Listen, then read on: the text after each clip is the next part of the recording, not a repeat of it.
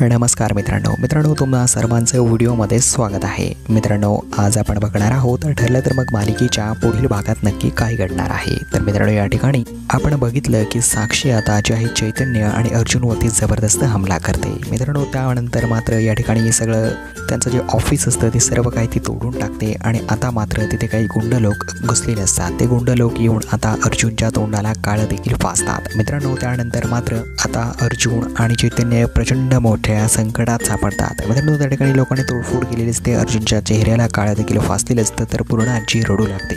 पूर्ण आजीपर्यंत ही बातमी पोहोचते आणि TV न्यूजवरती देखील टेलिकास्ट होते। त्यानंतर मात्र या ठिकाणी सुभेदारांच्या घरावरती प्रचंड मोठं भयंकर संकट आल्याचं आपल्याला बघायला भेटणार आहे। मित्रांनो, येणाऱ्या भागात पूर्ण नक्की आणखी काय काय होईल हे पाहणं फारच अनएक्सपेक्टेड आहे। तर आज अपडेट करता चॅनलला सबस्क्राईब करून घ्या, सोबतच बेल आयकॉन दाबायला विसरू नका। धन्यवाद।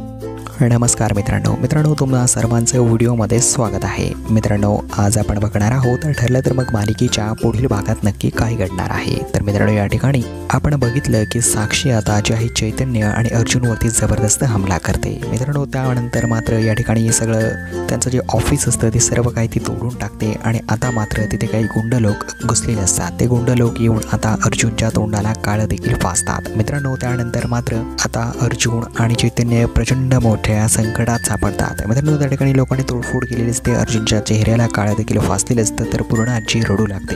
पूर्ण आजीपर्यंत ही बातमी पोहोचते आणि TV न्यूजवरती देखील टेलिकास्ट होते। त्यानंतर मात्र या ठिकाणी सुभेदारांच्या घरावरती प्रचंड मोठं भयंकर संकट आल्याचं आपल्याला बघायला भेटणार आहे। मित्रांनो, येणाऱ्या भागात पूर्ण नक्की आणखी काय काय होईल हे पाहणं फारच अनएक्सपेक्टेड आहे। तर आज अपडेट करता चॅनलला सबस्क्राईब करून घ्या, सोबतच बेल आयकॉन दाबायला विसरू नका। धन्यवाद।